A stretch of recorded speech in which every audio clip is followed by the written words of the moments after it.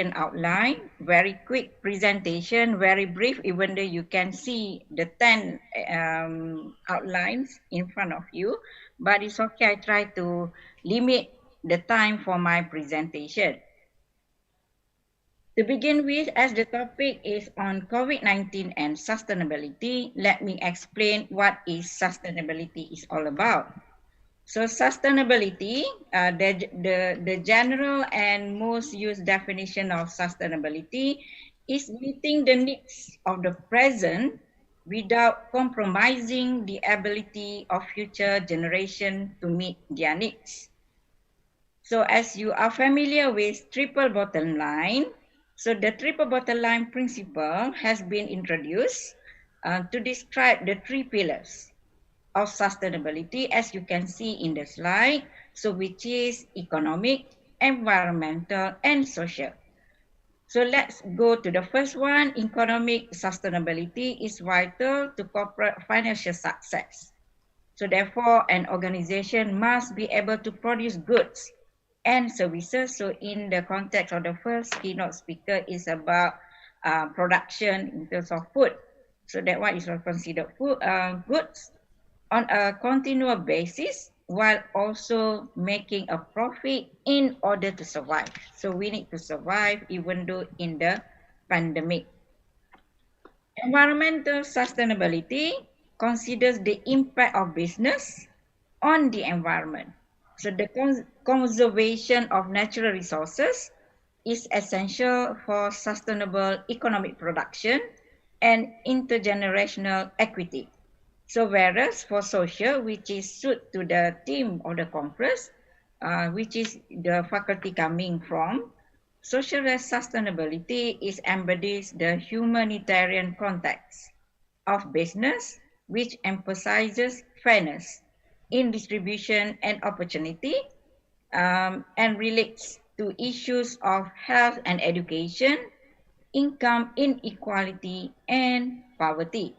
So therefore, we as a community that live in the planet, so we need to agree with the figure in front of all of you, save our planet resources.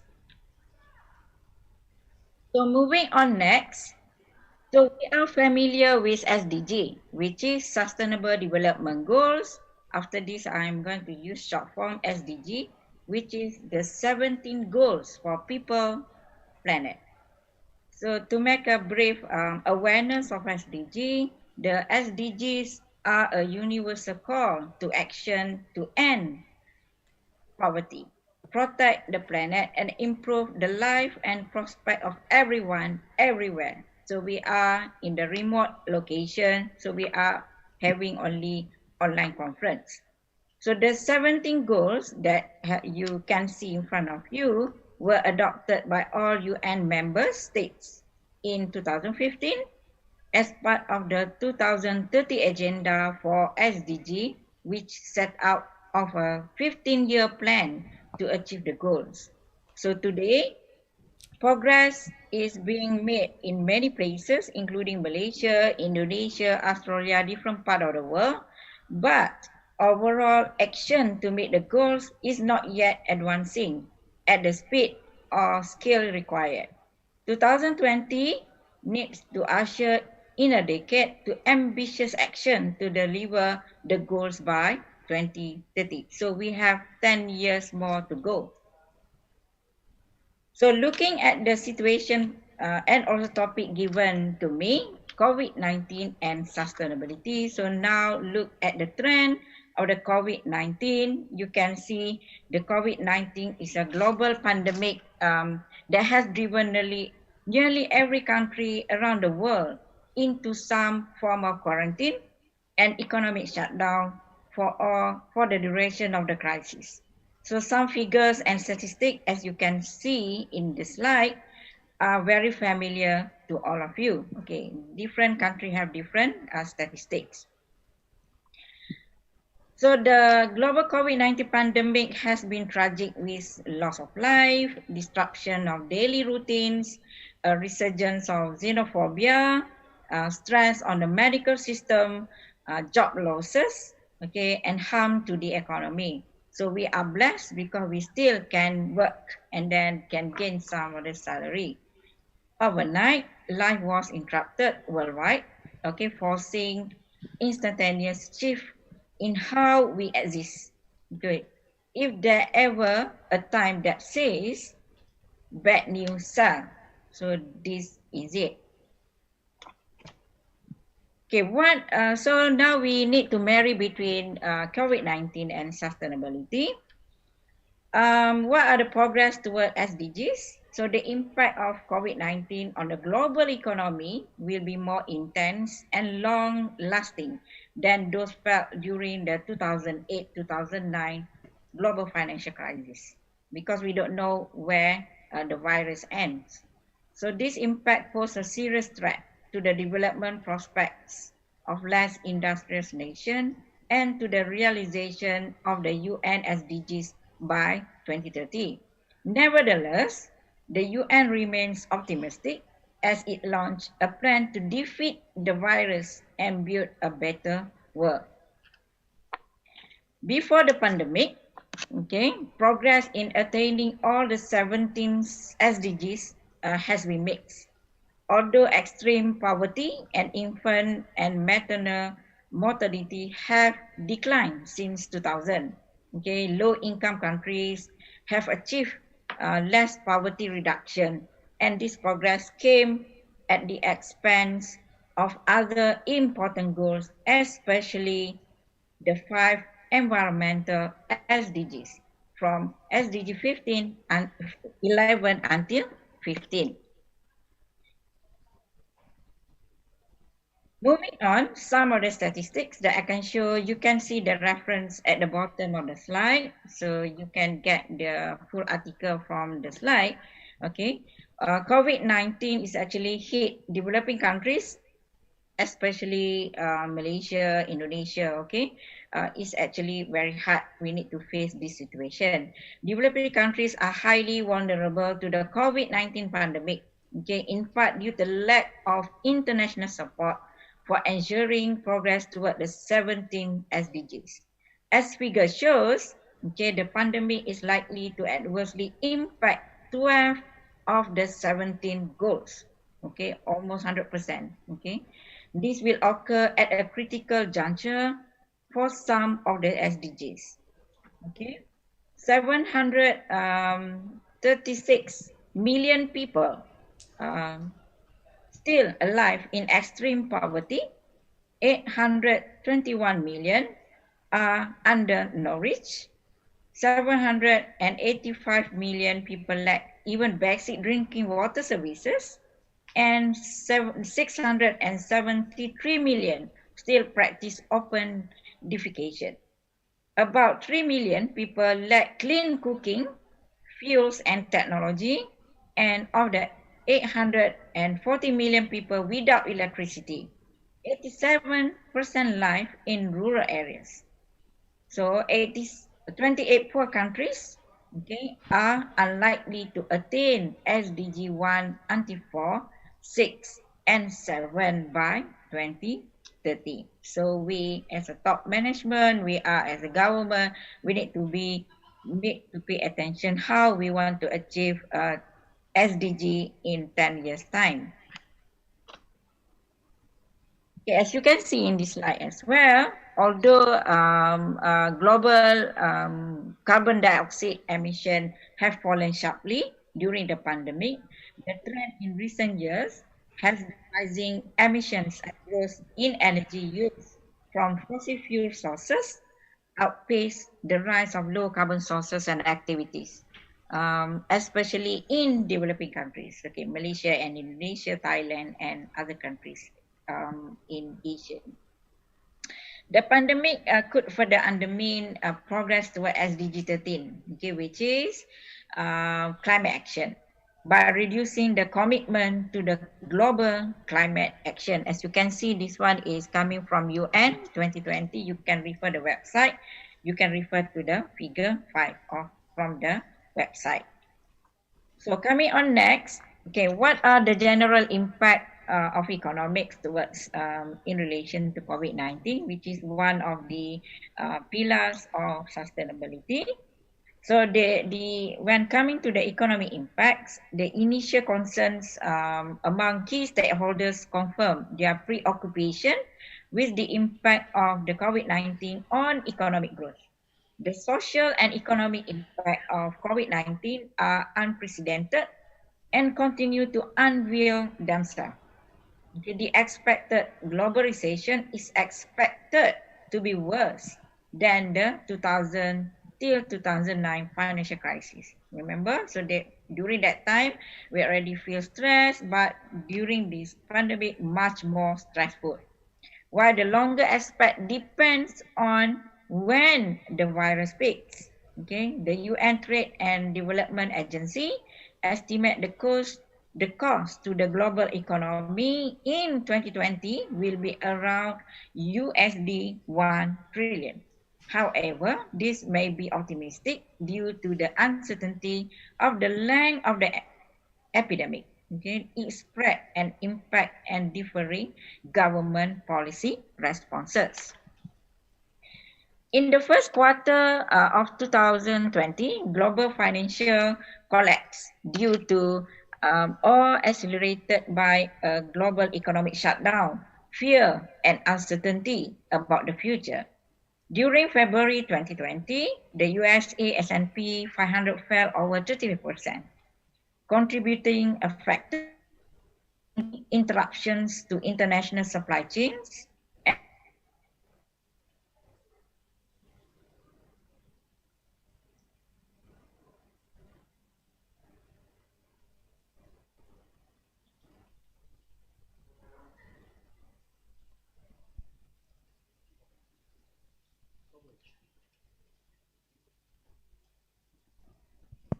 interrupting the transmission of the virus very active. Okay, this forced jump to remote working. So like us now today, I'm working from office. May have positive and permanent change for some, but not all work can be done remotely. For example, in travel, agriculture, like the first speaker have mentioned just now, and also manufacturing. International travel, okay, I'm also no patient bila boleh saya balik my second kampung, which is Indonesia. So when a virus can end, so that I can go to Indonesia. But I don't know, just pray to the God lah, so that we can virus over. So international travel has enabled the rapid spread of the epidemic, highlighting the interconnectedness of economies.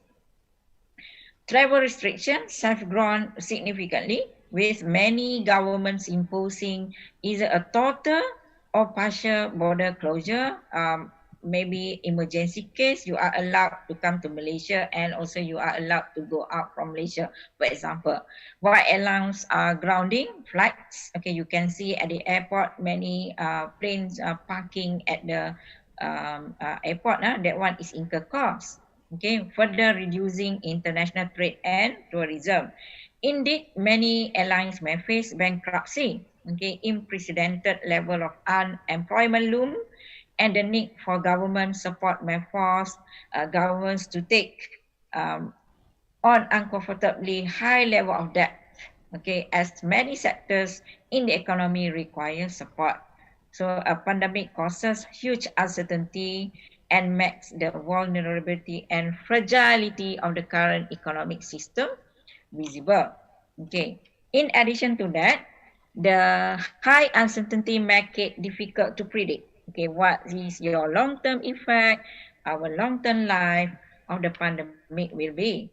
Since the emergence of the virus approximately, okay, about 11 months already, 11 months ago, the economic impact of COVID-19 have received by far the greatest concentration of attention to date, which is until November 2020.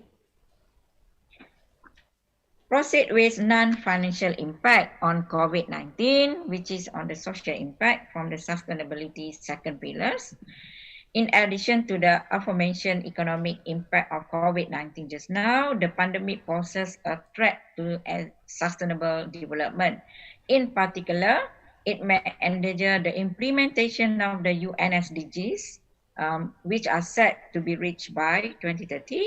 So such impacts are already negative to rich countries. So they are likely to be felt more strongly across developing nations like Malaysia, Indonesia. Okay, USA much more affected because they are huge country which do not have the capacity or the resources to cope with many economic and social challenges inflicted by the disease. So some of the social impact you can see here, SDG number 1, so it decrease in economic activities lead to income reduction and accelerate poverty. Zero hunger, food production, like the first speaker mentioned just now, may be affected and lead to decrease in the access to food. Okay, number 3, high facilities overloaded. Okay, like to other disease, like you can see that what happened in the hospital, mental health problem due to the isolation. So then next one, closure of school when the impact of quality education, internet access, all online, student access to the internet. So next one, gender equality when coming to the pandemic. So some of the ladies, you cannot go to facial, massage is also affect your treatment. This is also related to SDG number 5. So number 8, companies have been forced to shut down, small business affected, unemployment will increase. In fact, now also unemployment increasing. Reduce inequality. So this one, COVID-19 impact the inequality in terms of economic whatsoever. And then in terms of SDG 16, increase likelihood of conflict. Conflict is everywhere. Okay, countries may lay the blame for the situation on others. So you are now tuding jari, saling tuduh menuduh. So we are not blame. So many parts of the world and in fact in the community try to blaming each other. So now coming to the environmental effect of COVID-19, the global disruption caused by the COVID-19 has brought about several effects on the environment and climate due to the movement restriction and a significant slowdown of social and economic activities. Air quality has improved in many cities with a reduction in water pollution in different parts of the world. So besides increase of use of PPE, for example, face mask, okay, hand glove, etc., okay, hand sanitizer, okay, their hazard disposal and generation of a huge amount of hospital waste has negative impacts on the environment. Both positive and negative impact of the environment you can see in this slide.